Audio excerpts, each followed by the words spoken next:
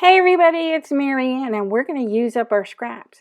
I have right here the beautiful butterfly bouquet DSP, and I am now going to use up the scraps that I have left over from some of the cards I already made. I collected them and I just grabbed a white scrap and I'm going to just pick out different papers and just look to see what I have. Normally I don't keep all of these little bitty ones, but I've made a couple of these cards already, and so I knew that I could use some of these really the 1/4 inch length scraps that I had, or width I should say. So just picking different backgrounds or different DSP papers so that I have a nice variety to choose from. And we want to have glue and a white cardstock, basic white. I have whisper white here. I still have some of that left over, but now we call it basic white. And that's pretty much all of it. And it's a small, maybe about 2 inches by maybe 2.5. And I'm just going to butt up some. See, this is the edge of one of the DSPs when you use the die cut, and I want to make sure that I get a good portion of that wing in there. And you can see that technically there isn't a lot of paper right there to use, but it's gonna expand a little bit more of the DSP than it would normally. Yeah, right now I'm having trouble with this. There's a glue in there, but I have to. The nozzle got dried and stuck, and I need to get get something to poke it out. And I'll eventually change to a new one. It just frustrates me when that happens. So you want to spread the glue all over your paper because you do want it to stick down all over. That's why I use my finger to spread it. And I want to make sure I get a good coverage and I get most of that butterfly in there. Now we're just, I'm probably looking for something to wipe my finger off on. And then just pick and choose, test it out first if you want to. Sometimes, I've done a few of these already, so I really do have a good thought of how I want it to go. Generally, I try not to put a pattern next to a pattern depending upon the size of it. So this pattern is really closely related to the one I just set back, the first one. So I don't want to put it right next to it. But the pattern I'm putting down now has a nice background colored to it. So it's not really going to clash very much. And then you can see it's not going to take very much paper, but all the paper that I'm using here is just stuff that most likely would have gotten thrown out. Now, you can do a triangle. One of my cards, I do have a triangle in there, but I use it on a corner. And I'm trying to think if I want to use it here. I don't. I decide on something else.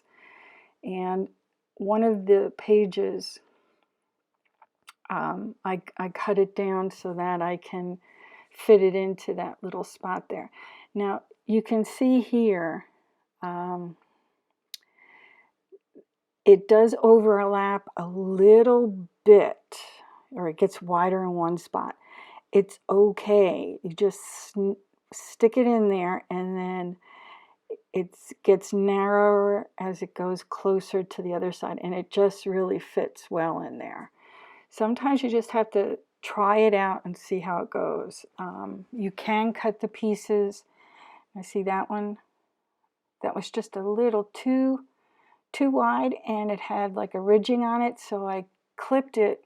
I cut it down so that it would be straighter. See, it has those. I use the die cuts on those. And it's just a little sliver. We don't need to save that, but it cuts it down enough so that I can put it into this one little spot here. And see, I got a little white spot. don't sweat it. It's okay. So we're going to glue it up nice in there, and you can tell that it is the back end of the other paper. So this paper coordinates so well together that when you turn it over and use the back ends, you're going to have a nice, it's going to collage very nicely together. Now I wanted to put this in there because I like the blue, and so I took it over to the side and I cut maybe an eighth of an inch off of that paper so that I could lay it into that one little white spot right there. I was thinking about turning that one over, but I wasn't going to go there. I'm just going to stick this right in here, and it goes in very nicely. It looks kind of silly right now. You probably can't tell, but it does fit in. I just eyeball this stuff. Then you turn it around, grab your scissors, or you can use your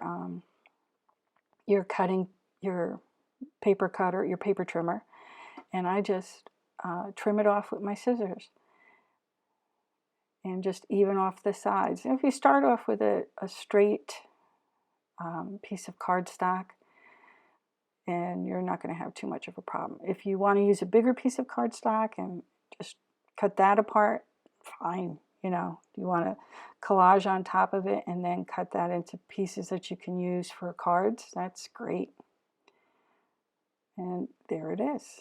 I'm just trimming off the rest of it. And see, it goes nicely.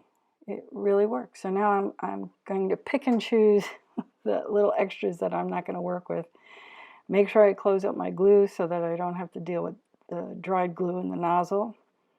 And there it is. Just wait for that to dry.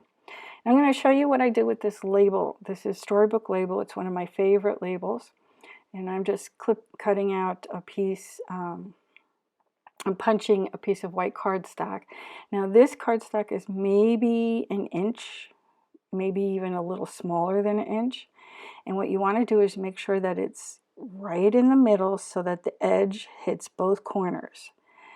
Then you put it through, you're going to put it into the punch through its side and then have it come up the middle. So that's how you want to make sure that, see there, and then you can put it either in the back, or if you do it with white cardstock, you could put it in the front. You want to make sure that you can get it into the punch on the side and that it could come up through the middle. And it can be a little tricky doing that. I think I have one that's about, it's not quite an inch here, but I still can get both sides equal. You see, if that was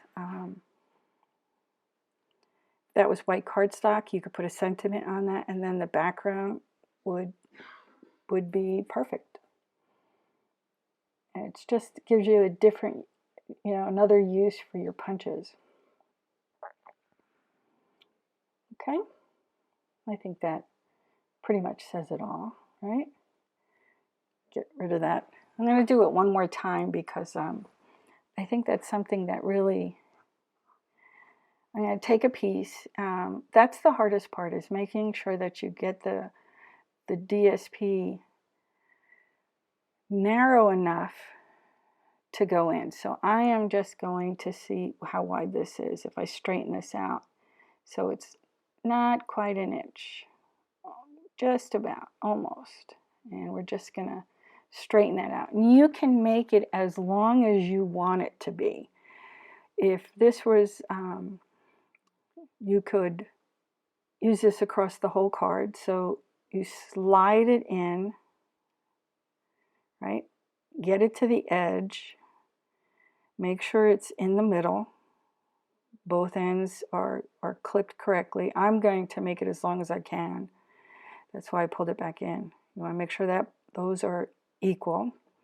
And then go in for the other side. Make it as long as you want it to be. Make sure it's in the middle. It's equal distance on both sides, right? And then clip. And if you hold down the punch halfway without putting any pressure on it, you will be able to hold the paper where it's at, and you can tell if you've got it in the correct position. Okay, so here is white cardstock, basic white. Don't pay attention to that. That was an error. And here's one of the sheets I did. Okay, I don't know how big it is. I just know that my card is 8.25 by 5.5. Scored it at 4.25. And so my black cardstock is 4 inches by 5 inches. And we're just going to tape that down as a background. And I have this tape left over, so we're using it up. Might as well, right? Centering that right on the card front.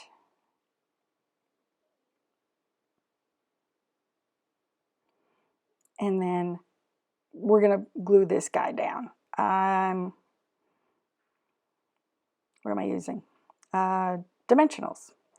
Of course, because that's really cool when you use dimensionals. If you like what you see and you want to see more and be a part of my creative crafters, I would love to have you join us. Please subscribe to my YouTube channel. You can also find me at Maryanne Mott, blogspot.com. I have a Stampin' Up! Private group called Paper Party Palace. I'd love to have you come and join us. So that goes right in the center in equal border. You could make the black border narrower. It doesn't matter. And so here's my larger piece of cardstock that I'm using for my sentiment. We're going to stamp I'm going to do happy birthday or thank you. I think I did thank you on this one. Yes, I did. And we're going to use Bermuda Bay. It's a nice color that matches this. It's really pretty colors in this DSP. There we go. And we're going to pop that right on top of there. It's a very nice stamp set, actually. There we go. And it fits very nice on the storybook punch. And let's see.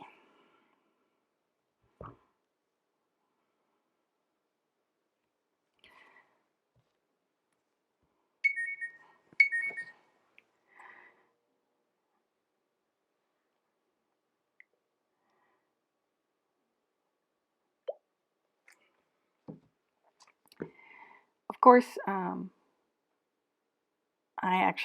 want to be careful on how many dimensionals I use because I want my cards to go through the mail easy enough. And so I do have dimensionals on the sentiment, but I'm not going to put it on the back of the background there.